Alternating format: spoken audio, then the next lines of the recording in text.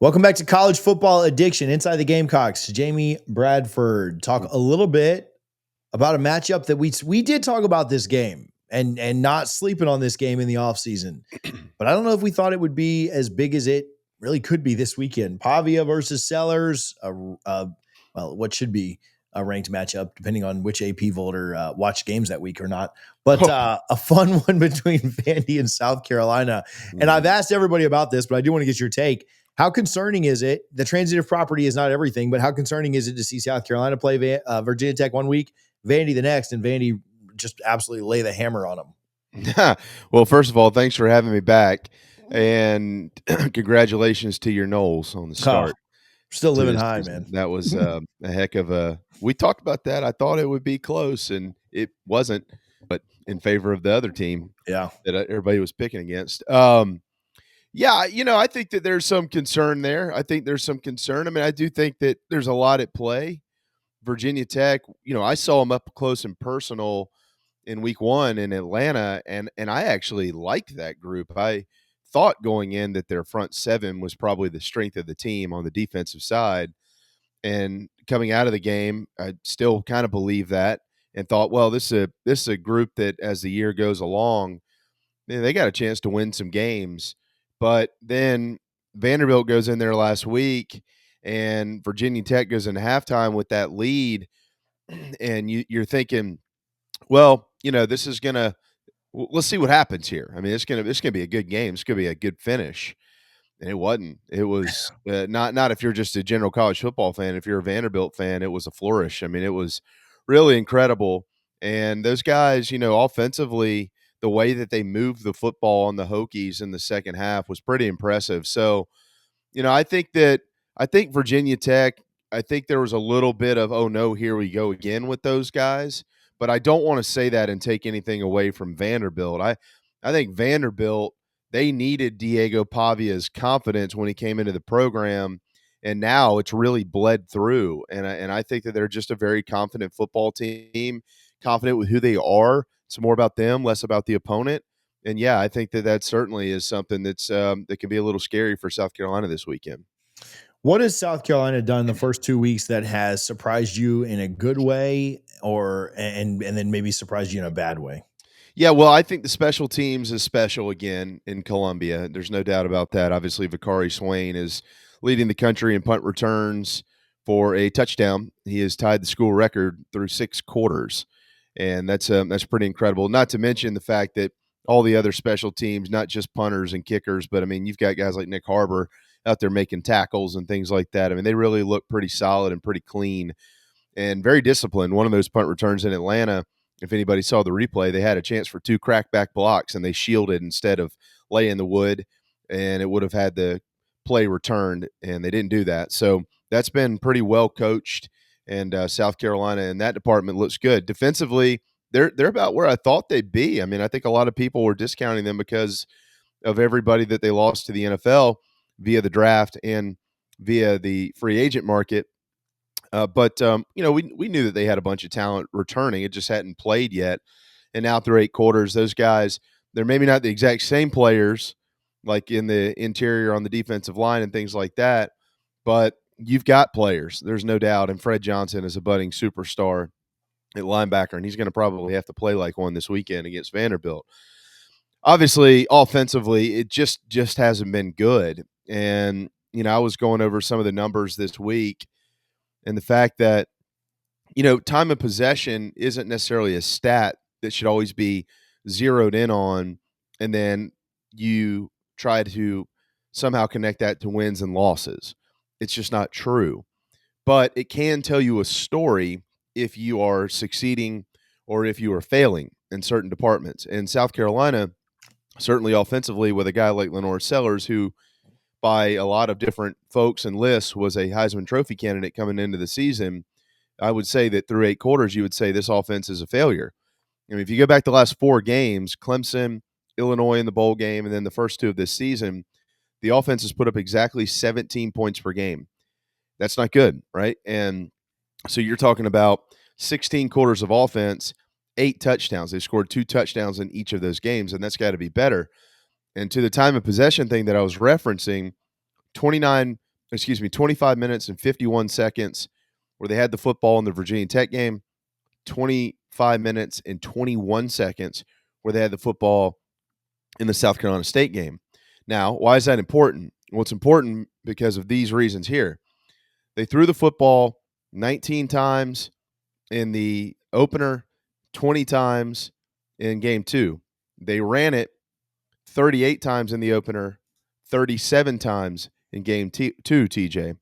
And of the 20 drives that they have offensively this year, 13 of those drives have been 6 plays or less. And part of that reason is because they're 7 of 24 on third downs. So what I'm getting at is they're running the football almost twice as much as they're throwing the football, but they're not converting third downs and they're not sustaining drives and staying on the field. Now, 2 of those 13 drives have resulted in touchdowns. One of them was the big hitter to Nick Harbor in game 1. And it's good to have the big plays in the bag. There's no doubt about it. But generally, if you're running the football a bunch, in your time of possession is 10 minutes less than the other team, and I get it, that number is also affected by the fact that there are 3 drives they didn't even get to play because Vakari Swain took the ball to the house. I got it. But the rest of the numbers also tell that story. And so they're not staying on the field. The run game hasn't worked.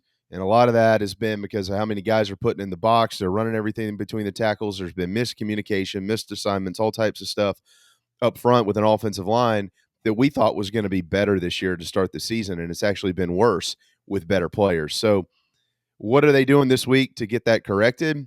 I don't have the answer, but I do know this. They got 8 straight SEC games, including an upstart Vanderbilt team, and it better be corrected in a hurry or they're going to lose a bunch of those games. Talk to me about the matchup with that offensive line that hasn't performed up to expectation yet. Certainly could turn it on at any time with the talent they have there. Talk to me about that matchup against Vanderbilt's front. Yeah, I don't know what to make necessarily of Vanderbilt's defense just yet. I mean, Clark Lee obviously is a defensive guy, and so you want to give a lot of credit. Now, I do know this. In 2 games, they've only given up 3 points in the second half, and that 3 was a field goal to Charleston Southern. Pretty lowly opponent in week 1. No disrespect to the Buccaneers, who hail from my hometown of Charleston, South Carolina. But, as the game has gone along, they've made some incredible adjustments, and they've been really, really good in the second half. I mean, elite, quite frankly, in the second half. So, without getting into names and matchups and things like that, I would just say this. It's more, in my opinion, on South Carolina than it is on Vanderbilt. Like, it hasn't seemed to matter who the opponent has been thus far. I mean, the defensive line for South Carolina State, nowhere near as talented as the defensive line at Virginia Tech. And how talented is the defensive line at Virginia Tech? At the end of the day, I thought they were a little bit better than people thought, as I mentioned before, and I still think they're a pretty good unit. Are they an elite unit? I don't know. I would say at this point in time, we would probably call them above average. South Carolina State obviously isn't there. They returned one pretty good player this year, but it doesn't matter. I mean, he's not on the level of these guys that are in the garnet and black up front. So I think that Carolina has the advantage there if they're doing the things that they need to do to execute, if that makes sense. If they're getting these calls in, if they're communicating well, if you don't have one guy sliding out in pass pro and the other 4 guys run block in this direction, like that's been happening. That can't happen. If they play sound football, mostly through 55, 60 plus plays or whatever it will be on Saturday night at Williams-Brice Stadium, I think that they've got the matchup. The one thing with Vanderbilt that is it's we've been here, obviously. It's South Carolina. Everybody's been here before, especially if you're kind of a middle class type program. It's the depth. And the depth shows in 2 ways. One, when you play physical football games, do you have enough depth to be able to rotate enough guys so the gas level doesn't get too low late in the ball game, right? If you're in a physical game, you might have a bunch of really, really good players, but can they sustain it for 4 quarters? The other thing, and this is where it caught Vandy last year, is as the season goes along, guys get banged up and things like that. And I know that doesn't matter for this game. Like, if it was me, I'd rather play Vandy later in the season than earlier. But Vanderbilt, much like South Carolina, Mississippi State, lots of other middle class programs over the years, haven't had the depth to sustain 12 games a season, 8 games in the SEC. They just run out of juice. And sometimes you see that in big physical SEC football games. So can Carolina stay on the field and kind of wear them down on the defensive side of the football is a huge question mark. I'll get right back to the video, but first I want to tell you, I have gotten the alert from Apple on this Sleeper app, and I spent way too much time on it last week. The folks at Sleeper would probably disagree and say you didn't spend enough time, but Apple tells you how much time you spend on every app, and I might have to back it down just a little bit because I've been obsessed with consistently checking it for scores, taking the live more and less game that we play on the Power 2, which is live every Wednesday here on this channel at noon. You can do all that on the Sleeper app. You can read comments of fans that are flipping out when their team has a big play go against them or a big score or a big game result. Listen, if you're in the NFL, they've got eliminator leagues. They've got pick'em leagues. All of my friends have their fantasy football on the Sleeper app. And right now, we'll save you some money. We'll get you some extra money by using the code CFA. That's CFA, gets you a 100% deposit match up to $100. Play the more or less game, make money with us every week, and really enjoy your time. It is your one-stop shop for all things college football, not only, but pro sports, European soccer, whatever you're looking for, they've got it. Sleeper app, check them out. Check their terms and conditions. Obviously, they apply. Read their terms of use. Appreciate Sleeper for their support. Now back to the video. What's the strategy? I mean, do they go spy on Pavia? Do they try to contain more and not get so far upfield with Russian on the edge? I mean, is it a blend of that? Do they try and drop back a little more and not bring as much pressure? Like, what is the game plan? Without revealing a whole bunch of state secret. I don't know how many Vandy people are watching this, but what is the game plan if you're the DC this weekend? How do you think they'll attack it? Yeah, I think, and Clayton White spoke about this week already, and I think they feel pretty good about their defensive front being able to make him uncomfortable. Fred Johnson, Fred Johnson's going to play in the NFL one day. The new, if you want to call him, middle linebacker at South Carolina. He's an elite player. You should watch him play. He's from Norfolk, Virginia. He's really, really good. He's lateral. He tackles well, and all those type things. The one thing that was a little bit of a concern coming into the year with the linebacking core, just because they just didn't have the experience, not because they didn't have the talent. Eyeballs, discipline, things like that. That stuff comes the more that you play. And those guys, I think they're in a pretty good spot there. But what you don't want to do with a guy like Diego Pavia, right? This is the challenge that you're referencing, is you don't want to vacate your spot on the field because he can find it. Yeah. So if you're South Carolina, you're in 2024 mode with Dylan Stewart, Brian Thomas, Gabrielle Brownlow-Dindy, Nick Barrett, Troy Pikes, Monkel Goodwine, Demon Clowney. All those guys are going to play up front this weekend. Desmond Umazulu, Jatias Gear. You want to create as much chaos as you can to where you're moving Diego Pavia, moving him around and making him uncomfortable. You feel pretty good about your linebackers being able to accommodate for that. Then I'm sure they'll spy him at some point in time. I mean, he is what he is. He is an elite player. I'll call him an elite player. I think he is one. But I don't know that that's going to be the entire game plan. I think South Carolina is going to do everything they can to generate pressure with the front four, and then let the rest of those guys kind of read and react throughout the ball game. One reason I like bringing you on, and I think you do a really good job with it, is the matchups. And, we don't dive so deep into the X's and O's, but some of the techniques, some of the different things you're able to talk about. So we're going to go way off kilter from that for a minute, because this sport is entertainment at the end of the day. And when you think about Sellers versus Pavia, this is the matchup you want to see. Two guys that play similarly, if I can speak correctly, but do it in different styles. They have different kind of characters, different personalities. Pavia obviously very loud. So the aspect of, it's unfortunate for us that they're never on the field at the same time, but just the aspect, the thought around the entertainment value in this game of Pavia versus Sellers, two guys that, man, when you make your quarterback rankings in the SEC, way up high on the top of the list.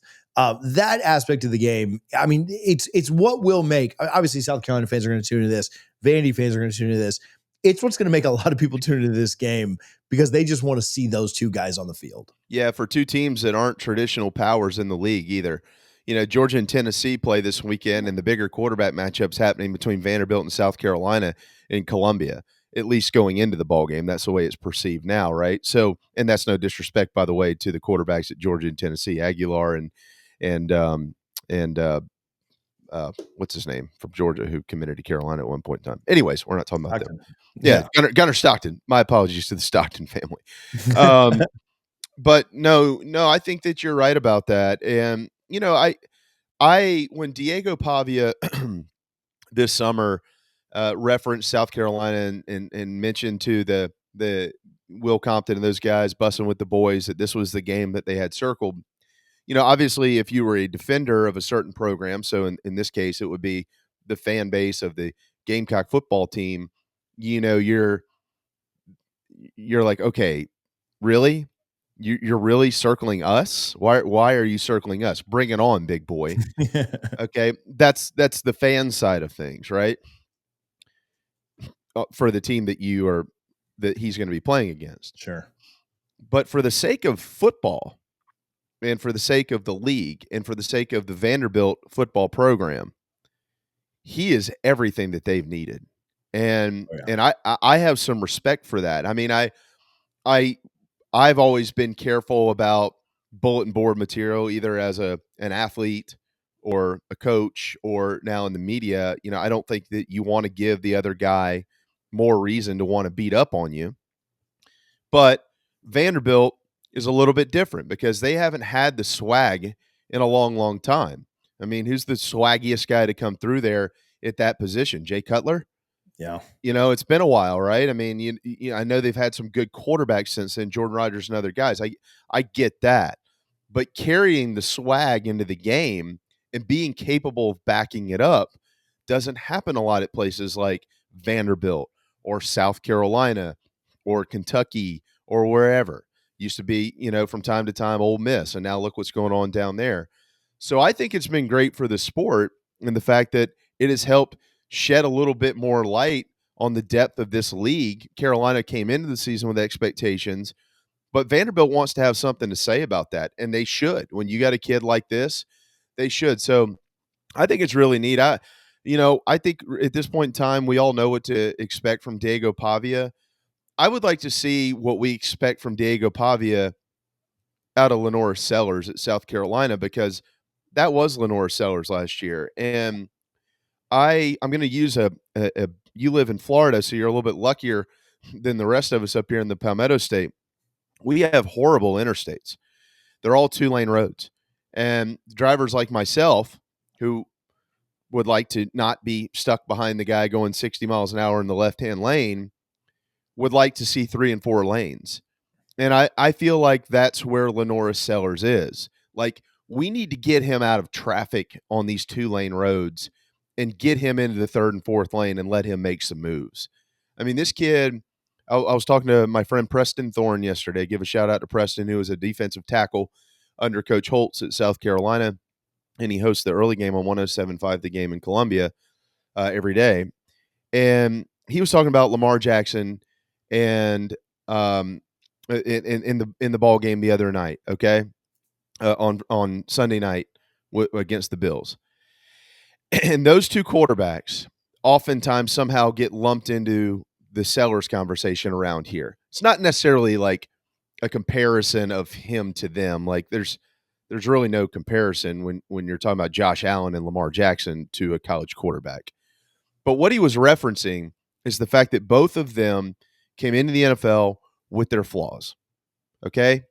And they had to learn to do certain things that will make them a better quarterback in the NFL. Yeah. And Mike Shula is a former NFL OC, quarterbacks coach, whole 9 yards. He's the OC now at South Carolina.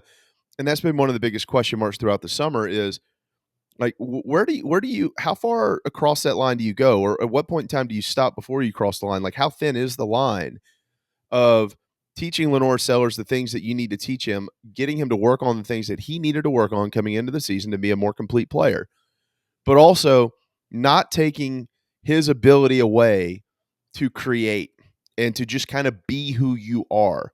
And what Preston was referencing is Josh Allen and Lamar Jackson certainly fine-tuned some things when they got in the NFL, but they never stopped being who they were. Like, they didn't get put into an NFL quarterback box and say, this is how you do it. This is the way Peyton Manning did it. This is the way that Tom Brady did it, yada, yada, yada. This is how you have to do it.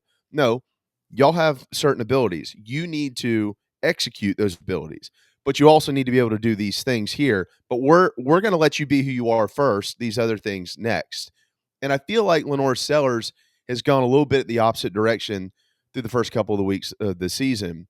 And what I'm saying is he has been more in the development web of, okay, I'm trying to do these things to get myself to this level, but I'm kind of leaving behind the things that have created Lenore Sellers. Yeah. If that version of Lenore Sellers is on the field and they call the plays that allow him to shine in those moments, South Carolina will be absolutely fine on Saturday, and they'll be fine the large majority of the season. But if he continues to stay in a box, then you're probably not going to see this hyped quarterback matchup that you referenced in that question.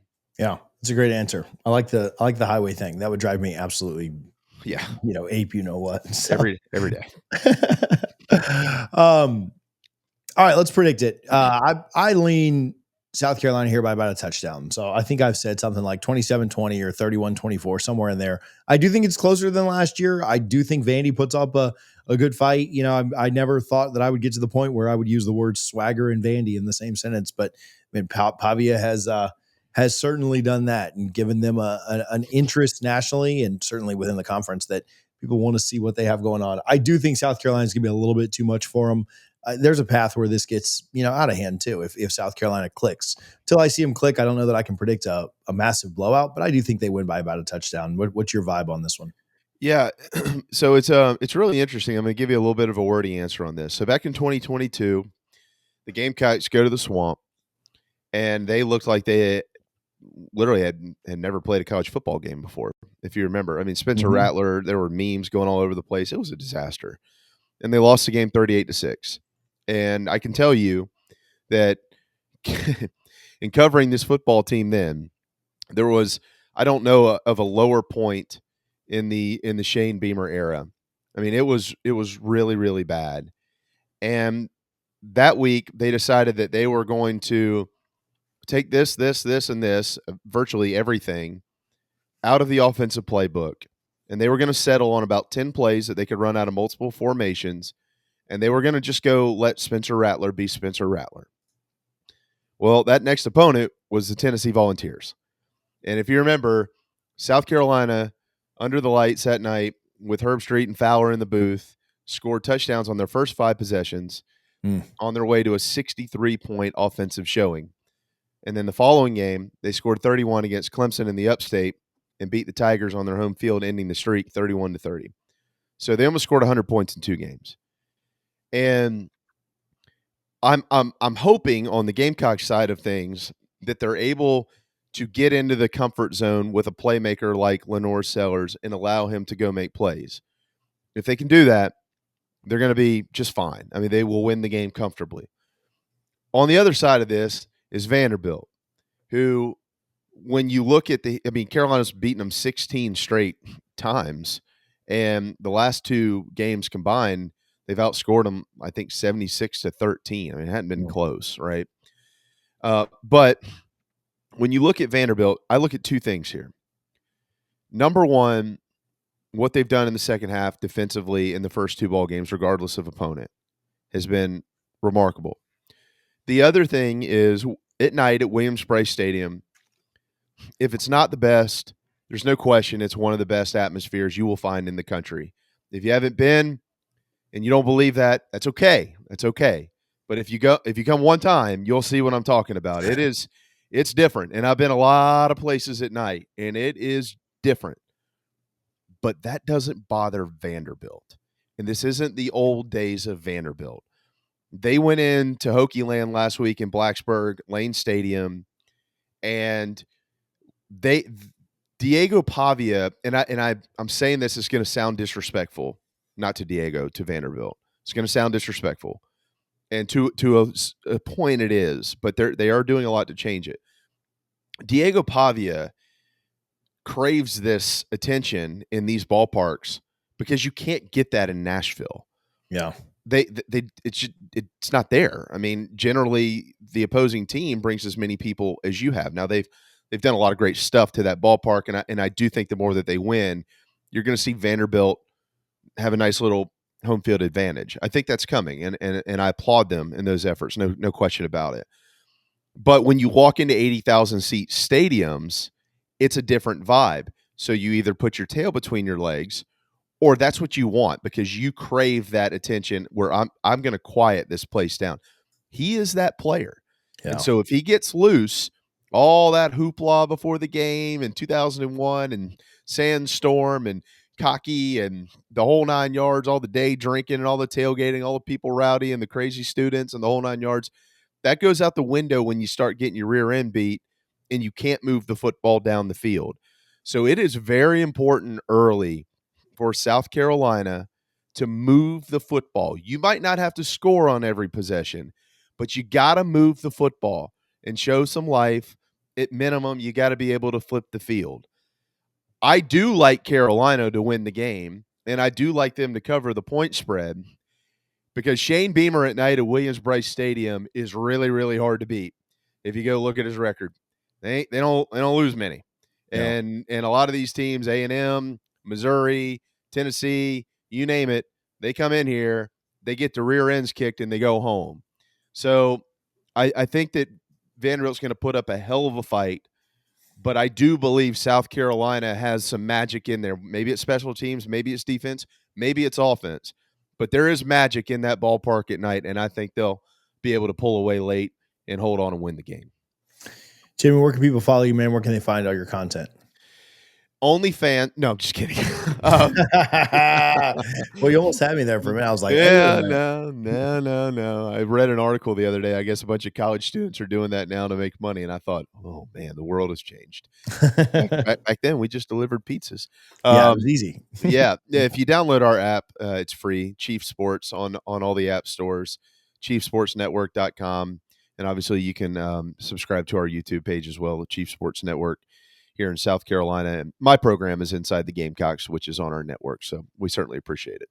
Yeah, man, always a great time. Good luck this weekend. And thanks for making some availability for us this week to talk about the Gamecocks. Hey, maybe next week, both Florida State and South Carolina are in the top 10. Maybe we'll see in the playoffs. Who knows? Dude, let's do it. Let's do it. Meet in Atlanta, hopefully. Easy drive for both of us. Don't be sending me out west. That'd be fun. No. Keep me in the South. Thanks, Jimmy. Thanks, man.